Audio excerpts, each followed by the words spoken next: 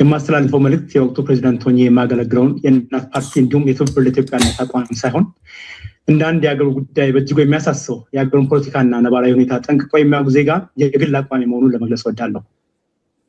ሟቾች፣ ተሳዳጆችና ተፈናቃዮች ለሆነው ለኛ፣ ገዳዮች፣ አሳዳጆችና አፈናቃዮች ለሆነው ለኛ የተላለፈ መልእክት። የተከበረች የሀገሬ ሕዝብ፣ የ130 ሚሊዮን እናት የጥቁር ሕዝቦች የነፃነት ተምሳሌት የሆነችው አገር ኢትዮጵያ ታማለች። ይህን ህመሟን ለማስታገስም ሆነ ለመፈወስ መድኃኒት በአግባቡ ያልተጻፈላት መሆኑ ደግሞ ወደ ጠና ህመም ብሎም ወደ ከፋው ሊወስዳት የሚችል መሆኑን መድኃኒቱን ለመጻፍና ለመስጠት በሚችሉ አካላት ትክክለኛ ግንዛቤ አለመኖሩ ጉዳዩን የከፋ ያደርገዋል። ላለፉት 6 ዓመታት ኢትዮጵያ ሀገራችን በእርስ በርስ ጦርነት ተመሰች የምትገኝ ሆኖ ሳለ ጦርነት ሳይሆን ግጭት ነው የሚል ማሽሞንሞኛ ቃል ለመጠቀም ቢሞከርም በዚህ ጦርነት እንበለው ግጭት ህዝባችን ዕለት ዕለት እየረገፈ ይገኛል። የዜጎቻችን ህይወት በሚሊዮኖችም ገብረናል። በዚህ እርስ በርስ ጦርነት ከዜጎች በሚሰበሰብ ግብር የተደራጀው የመከላከያ ሰራዊት ለተከታታይ ጊዜያት በተለያዩ ቦታዎች የተነሱ የእምቢባይነት ትግልን ተቋቁሞ ማስቆም ቀርቶ ሊያዳክም እንዳልቻለ ለዓመታት የዘለቀው ወታደራዊ ስምሪት ማሳያ ሲሆን የችግሩ መፍቻም ኃይል አለመሆኑ ማረጋገጫ ነው።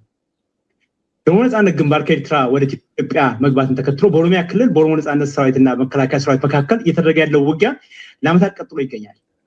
ትግራይ ክልል በ2013 ዓ.ም የተቀሰቀሰውና አድማሱን በማስፋት ወደ አማራና አፋር ክልሎች የዛመተው ጦርነት ለ3 ዓመታት የቆመ ቢሆንም ከዛሬ ነገ መልሶ እንዳይጀምር ከፍተኛ ስጋት ደግኗል። በአማራ ክልል ከ2015 ዓ.ም ጀምሮ የተቀሰቀሰው ጦርነት የብዙዎችን ህይወት እየቀጠፈ በሚሊዮን የሚቆጠሩ ህጻናትን ከትምህርት ውጭ አድርጎ አድማሱን በማስፋት ከትላልቅ ከተሞች ውጭ ሙሉ በሙሉ በሚባል መልኩ ክልሉን ከመንግስት ቁጥጥር ውጭ ማድረጉን ማሸፋፈን ቢሞከርም በጋድ የሚታይ እውነታ ነው።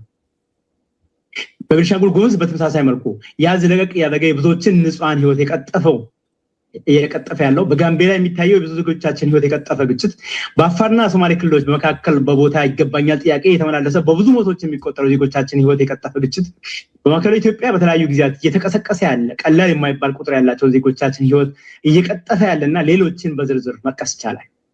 በተጨማሪም በተሰላ መልኩ ለዓመታት በተለያዩ አካባቢዎች እየተፈጸመ ያለ የኦርቶዶክስ እምነት ተከታዮች የጅምላ ግድያ አገራችን ኢትዮጵያ ያለችበትን አስከፊ አሁናዊ ሁኔታ ግልጽ ማሳያ ናቸው። በአገራችን እየተደረገ ባለ የእርስ በርስ ጦርነት አህያውን ፈርቶ ዳውላውን እንዲሉ የመከላከያ ሰራዊቱ በተለያዩ ጊዜያት በታጣቂ ኃይሎች ለሚደርስበት ጥቃት የበቀል እርምጃ በሚመስል መልኩ ንጹሃን ዜጎችን በድሮንና በከባድ መሳሪያ ከመምታት በዘለለ የአገርን ሰላም እውን ከማድረግ አኳያ አንዳች እርባና ያለው ተግባር ሲፈጽም አልታየም። ይባስ ብሎ አልፎ አልፎ ራሱ ያደራጀው ሚሊሻ ጭምር በድሮን የፈጀበት ሁኔታ በቅርቡ በሰሜን ወሎ ሰቆጣ አካባቢ በደረሰው የድሮን ጥቃት የተገደሉት ማሳያ ነው። ፍጅቱ ሳያንስ እልቂቱ የደረሰው በድሮን ጥቃት ሳይሆን እኛው ጋር ያለ ቦምብ ፈንድቶ ነው ብለው እንዲናገሩ ሰለባዎቹ ላይ ጫና የተደረገበት አሳዛኝ ሁኔታም ይጠቀሳል። ይህ በእንዲህ እንዳለ ዜጎቻችን ከተለያዩ አቅጣጫዎች በጎረቤት ሀገራት መንግስታትና ታጣቂ ኃይሎች ጥቃት የሚደርስባቸው ሲሆን ከሰሞኑ በምዕራብ ሀገራችን ክፍል ኩርሙክ አካባቢ በአጎራባች ሀገራት እየሆነ ያለውን ለዋቢነት መጥቀስ ተገቢ ነው። አገሬ ዛሬ በውስጥና በውጭ በዚህ አይነት መልኩ መከራ ውስጥ በምትገኝበትና ይልቁንም ቀጣይ ዕጣ ፈንታዋ ምን ሊሆን እንደሚችል መገመት በማይቻልበት ሁኔታ ጉዳዩን በዝምታ መመልከትና ማለፍ በየትኛው መስፈርት ተቀባይነት የሌለው ከመሆኑን ባሻገር በአገር ፈረሳ ተባባሪ ሆኖ ከመቆም አይተናነስም። የስልጣኑን መንበር የጨበጠው የብልጽግና መንግስት በቀደሙት ዓመታት ለ5 ዓመታት በስተ ተመርጠን የመጣን ስለሆነ የሚቀንቀን የለም የሚል መልእክት እያስተላለፈ የመጣ ሲሆን ዛሬ ላይ ደግሞ በልማዳዊ የምርጫ ቀመር እውቅናን በመላበስ ለቀጣይ 5 ዓመታት ስልጣን ላይ የሚቆይበትን የተጠና ሁኔታ እየተወነ ይገኛል። በዚህ ጥያቄ በሚነሳበት ህገ መንግስት ድንጋጌ ወቅቱን ጠብቆ በመጣው ምርጫ የብልጽግና መንግስት 99% አሸንፌ መንግስት ስልጣን ጨበጥኩ ለማለት በህጋዊ መልኩ ተመዝግቦ ለሚንቀሳቀሱ ጥቂት የፖለቲካ ፓርቲዎች የፓርላማ ወንበር ለመስጠት እየሰራ እንዳለ ከእጮች አቃርብ እንዲሁም የተለያዩ ነጥቦችን በማገጣጠም መረዳት ይቻላል። ይህን ተከትሎ አሸናፊ ሆኜ የመጣው ብሎ በተመንግስቱ የሚያስቀጥለው ብልጽግና ባለፉት 5 ዓመታት የተገበረውን ባህል ተከትሎ ለተወሰኑ የፖለቲካ ፓርቲዎች የሚኒስትርነት ወንበር እንደሚሰጥ መገመት ይቻላል። ይሁን እንጂ የብልጽግና መንግስት ምርጫውን አሸነፍኩ ማለትም ሆነ የፓርላማ ወንበሮችን ለይስሙላ ለተወሰኑ ፓርቲዎች በችሮታ መልኩ መስጠት እንዲሁም ለማጠየም ያክል አፋቸውን የተሸበበና አንዳችን መናገርም ሆነ መፈየድ የማይችሉ የተቃዋሚ ፓርቲ ተወካዮች በሚኒስትርነት ተሾመው የካቢኔ አባል መሆን ኢትዮጵያ ላይ ዛሬ ለተጋረጠው ከፍተኛ የህልውና አደጋ አንዳችን መፍትሄ አያመጡም። በአገራችን በአሁኑ ጊዜ ከጫፍ እስከ ጫፍ የተገባበት የእርስ በርስ ጦርነት የግብር ከፋይ ህብረተሰባችንን ገንዘብ ተጠቅሞ መከላከያ ሰራዊቱ በታጠቀው ከባድ መሳሪያ ድሮኖችና የጦር አውሮፕላኖች ዝም ማሰኘት እንደማይቻል የተጓዝንበት መንገድ አረጋግጦልናል። በሌላ በኩል በታጣቂ ኃይሎች የሚወሰደው እርምጃ ያጠፋ ምላሽ የመንግስት ኃይሎች በታጣቂ ኃይሉ በራሱ ላይ ያልሆነ ይልቁን በንጹሃን ዜጎች ላይ በበቀል መልኩ ኃይለኛ በትር ያሳረፉ ዜጎቻችንን በየቦታው ከፍተኛ የህይወት ዋጋ ያስከፈለ ከፍተኛ ቁሳዊ ጉዳትም ያደረሰ መሆኑ ልዩ ማሳያ አይሻም። በዚህ እርስ በርስ ጦርነት ምንም እንኳን የመንግስት ባለስልጣናትና የሀገር መከላከያ ሰራዊት አዛዦች ከጦርነት ቀጠና ውጭ ሆነው ስምሪቱን ቢሰጡም በመከላከያ ሰራዊትም ሆነ በታጣቂ ኃይሎች በኩል ተዋጊውም ሟቹም እኛ ኢትዮጵያውያን የአንዲት እናት ሀገር ኢትዮጵያ ልጆች መሆናችንን በተደጋጋሚ ጊዜያት ለመግለጽ ተሞክሯል። ኢትዮጵያ ሀገራችን የገባችበት የእርስ በርስ ጦርነት በተራዘመና መፍትሄ ባልተበጀለት መጠን አፈታቱን የተወሳሰበ በማድረግ በጦርነቱ ከሚሳተፉ ኃይሎች ተደራራቢ ጥቅምና ፍላጎት አኳያ መቋጫው የምንወዳት ሀገራችን ኢትዮጵያን በህልውናዋ ዋጋ እንዳያስከፍል ትልቅ ስጋት እንዳለ መግለጽ ከማርት እንደማይቆጠርብኝ አምናለሁ። ሀገራችን ኢትዮጵያን ካለችበት አሁን ሁኔታ አኳያ የስሙላ ምርጫ ማካሄድ ፈጽሞ አግባብነት የለውም። ሀገራችን ዛሬ ያለችበት ሁኔታ በተለመደው አካሄድ ቢዝነስ አስ ዩዥዋል በሚባለው መንገድ ችግሮችን መፍታት የሚያስችል አይደለም።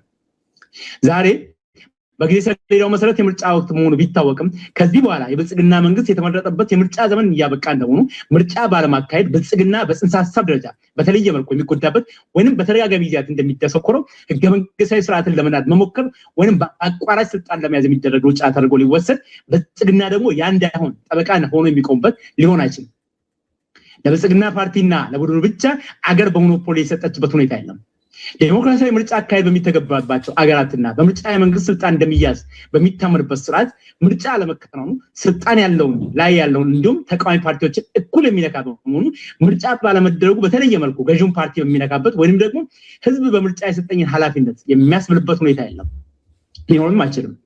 ስለሆነም ሀገራችን ኢትዮጵያን ከተጋረጠባት የህልውና አደጋ ለመታደግ ነፍጥ አንስተው የትጥቅ ትግል እያደረጉ ካሉ በህጋዊ መልኩ ተመዝግበው በሚንቀሳቀሱ የፖለቲካ ፓርቲዎች የሲቪክ ድርጅቶችን ተወካዮችና ሌሎች አግባብነት ያላቸውን አካላት ያካተተ የብሔራዊ አንድነት መንግስት ወይም ደግሞ የሽግግር መንግስት መመስረት ብቸኛው አማራጭ ነው። የሽግግር መንግስት ምስረታ ስልጣን ላይ ያለውን ስርዓት በህዝብ አመጽ ወይንም በትጥቅ ትግል በኃይል ተገፍቶ ከመውደቅ የሚታደገው ጭምር ሲሆን ይህን በማድረግ ኢትዮጵያና ኢትዮጵያዊነት አሸናፊ ሆነው እንዲወጡ ብቸኛው መውጫ መንገድ ነው። ገዢው የብልጽግና ፓርቲ ይህን መንገድ ባለመምረጥ እንደቀደሙ ጊዜያት የስሙላ ምርጫ በማድረግ አሸነፍኩ የሚል አዋጅ ቢያስነግር የሀገርን ሰቆቃ ከማራዘም የራሱን ማወዳደቅ የከፋ ከማድረግ በዘለቀ አንዳች ፋይዳ እንደማይኖረው አስረግጦ መናገር ይቻላል። በዚህ መልኩ አገር ከቀጠለች በ2007 ዓ.ም በተካሄደው ምርጫ የወቅቱ ገዢ ፓርቲ ሁሉንም የፓርላማ ወንበሮች አሸነፍኩ ያለበትና ምርጫው ተጠናቆ አመት ባልሞላ ጊዜ የወቅቱ ጠቅላይ ሚኒስትር በገዛ ፈቃዳቸው ስልጣን እንዲለቁ ያስገደዳቸውን ህዝባዊ ንቅናቄ ዛሬ ስልጣን ላይ ያሉ ልብ ሊሉ ይገባል። ታጣቂዎችን ጨምሮ የተለያዩ የፖለቲካ ተዋናያን የሚሳተፉበት የብሔራዊ አንድነት ወይም የሽግግር መንግስት ኢትዮጵያ አሸናፊ ሆና ልትወጣ የምትችልበት ብቸኛው መንገድ መሆኑ በዚህ ትዕይንተ ህዝብ በስልጣን ላይ ያለው መንግስት እንዲሁም ለሚመለከታቸው አካላት በሙሉ መልእክቴን ለማስተላለፍ እወዳለሁ።